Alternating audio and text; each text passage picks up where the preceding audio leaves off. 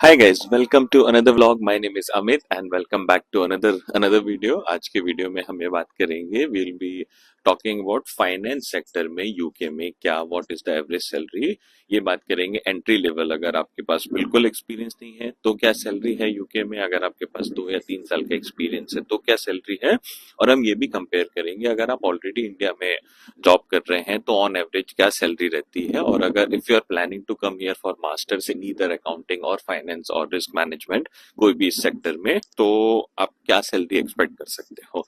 तो आज का video will start today's video.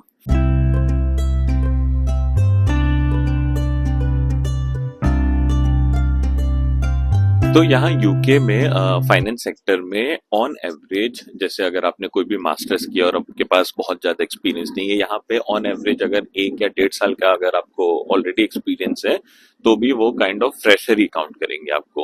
आपको तब भी ग्रेजुएट रोल्स या कोई भी ऐसे एंट्री लेवल रोल के लिए आप एलिजिबल होगे, आप एक्सपीरियंस हायर में काउंट नहीं होगे। एक्सपीरियंस हायर यूजुअली तब होता है जब आपके पास ऑलरेडी 3 या 3 साल के ऊपर का एक्सपीरियंस होगा, और वो भी मोस्ट लाइकली अगर आपके पास यूके में या आयरलैंड में वो एक्सपीरियंस है।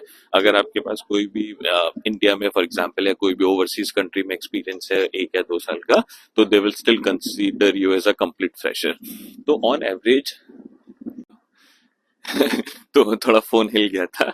ऑन एवरेज यहाँ यूके में salary, starting salary is from 30,000 pounds onward. तो 30,000 in Indian currency is around अभी 118-119 पाउंड आईएनआर चल रहा है कन्वर्जन रेट, तो अराउंड 35 लाख 40 लाख के आसपास आपकी सैलरी रहेगी ऑन एवरेज। बट ये एंट्री लेवल सैलरी है, again depending on the different regions of UK. तो यूके में लंदन सबसे ज्यादा सैलरी के मामले में अच्छा है, बिकॉज यहाँ पे कॉस्ट ऑफ लिविंग भी ज्यादा है। तो यहाँ पे सैलरीज आपकी अराउंड 38, 39, 40,000 के आसपास रहेंगी starting salary, entry level salary, जो कि अराउंड 40-45 लाख रुपए इंडियन करेंसी में होगा।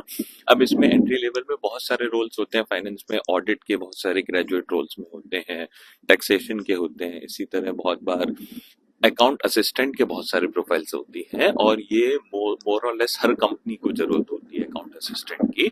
इसी तरह बहुत सारे ट्रेनी अकाउंटेंट के रोल होते हैं। तो ट्रेनी अकाउंटेंट में क्या होगा, there will be one accountant who will be your kind of line manager और रिपोर्टिंग मैनेजर, जिसके अंडर में 2 या 3 अलग अलग ट्रेनी अकाउंटेंट होंगे, जो लोग अपने जॉब के साथ साथ they will also be giving their accountancy exam.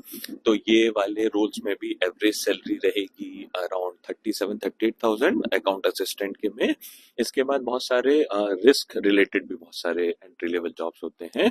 Mostly जो भी ग्रेजुएट रोल्स होते हैं उसमें they also have this risk related role, जिसमें आपको you won't be doing the full work but you will be supporting some of the senior people in your team. उसमें भी average salary around 38-40,000 के आसपास रहेगी। अब ये बात करते हैं कि ऑन एवरेज इंडिया में क्या सैलरी है अकाउंटिंग की। तो अभी रिसेंटली मेरी एक से बात हो रही थी, he was planning to come here for masters. उसका मुंबई में एक वो बैंक में काम कर रहा है अभी, and he is unsure if he should come here for masters और नॉट। वो पहले इंडियन सीए का एग्जाम दे रहा था, उसने इंडियन सीए के पूरे उसके नहीं निकले, शायद फाइनल वाला नहीं निकल पाया। और I think Indian CA is anyway more difficult. यहाँ पे जैसे बहुत सारे एसीसीए करके अकाउंटिंग एग्जाम होता है और भी तरह तरह के होते हैं, बट वो इंडियन सीए दे रहा था तो उसका फाइनल वाला इंडियन सीए नहीं निकला। तो he is working in a bank and have around 2.5 years of experience and he was planning to come here for masters in finance। तो ये पूछ रहा था कि अभी उसकी सैलरी है वहां पे शायद 11 लाख रुपए की। तो ये पूछ रहा था कि क्या मैं अगर आऊंगा तो will it be worth it और नॉट। तो इस बारे में I think there is one very basic simple rule जो मुझे ऐसा लगा, विच इज द 3x और द 3 टाइम रूल। तो ये रूल ये है कि अगर आपकी इंडिया में जितनी भी सैलरी है, आप यहाँ मास्टर्स करने आओ तो उसका अगर आपको 3 टाइम्स मिल लेगा तो इट इज वर्थ इट। तो अगर आप इंडिया में ऑलरेडी बहुत हायर पोजीशन पे काम कर रहे हो, जहां आपकी सैलरी ऑलरेडी 30 लाख के ऊपर है, 28 लाख, 35 लाख, 40 लाख, तो आई डोंट थिंक आपको यहाँ आना चाहिए। क्योंकि यहाँ यूके में अगर आप आओगे तो आपको फाइनेंस में from 40 to 60 on average salary लगेगी। If you are also experienced, अगर आपके पास 3-4 साल का एक्सपीरियंस होगा तो भी 50-55 हजार पाउंड पर ईयर के आसपास ही सैलरी लगेगी, उससे ऊपर आपकी नहीं लगेगी। अब बहुत कम ही केसेस में ऐसा होता है आपकी डायरेक्टली 80,000-90,000 पाउंड की लगेगी। इनफैक्ट कभी ऐसा नहीं होता है, आपको यहाँ 50-60 हजार से आप चालू करोगे, फिर धीमे धीमे जैसे आपका एक्सपीरियंस बढ़ेगा तो आपकी ऑल सैलरीज थोड़ा थोड़ा बढ़नी चालू होंगी। बट ऑन एवरेज यहाँ पे आपको 40-45 लाख की सैलरी लगेगी। तो 40-45 लाख अगर आप इंडिया में 10 लाख 15 लाख पे काम कर रहे हो तो आप डेफिनेटली मास्टर्स के लिए यहाँ आ सकते हो, आना भी चाहिए।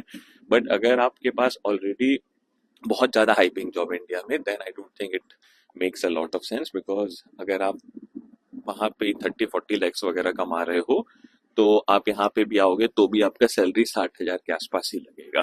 तो ये 3x रूल में अगर आप फ्रेशर हो, अगर आपके पास 1 या 2 साल का एक्सपीरियंस है तो आप जरूर आ सकते हैं यहाँ पे पढ़ाई करने, और आपको इस तरह के जॉब्स भी मिल सकते हैं जिसमें आपको जो सैलरी थ्रेशोल्ड है वीजा मिलने का, विच इज अराउंड 38,000 नाउ, उसके ऊपर की आपको सैलरी लग सकती है। बट अगर आपके पास ऑलरेडी बहुत एक्सपीरियंस है तो एक एक और प्रॉब्लम भी होती है, अगर आपके पास ऑलरेडी 4 या 5 या 6 साल का एक्सपीरियंस है तो a lot of these big companies they do not give you graduate roles, क्योंकि उनको मोस्टली एंट्री लेवल या फ्रेशर लोग चाहिए। अगर आपके पास ऑलरेडी इंडिया में टीम वगैरह मैनेज कर रहे हो या आप कोई मैनेजरियल पोजीशन पे हो इंडिया में, तो प्रॉब्लम ये होने लगता है, then they will not prefer you for those graduate roles.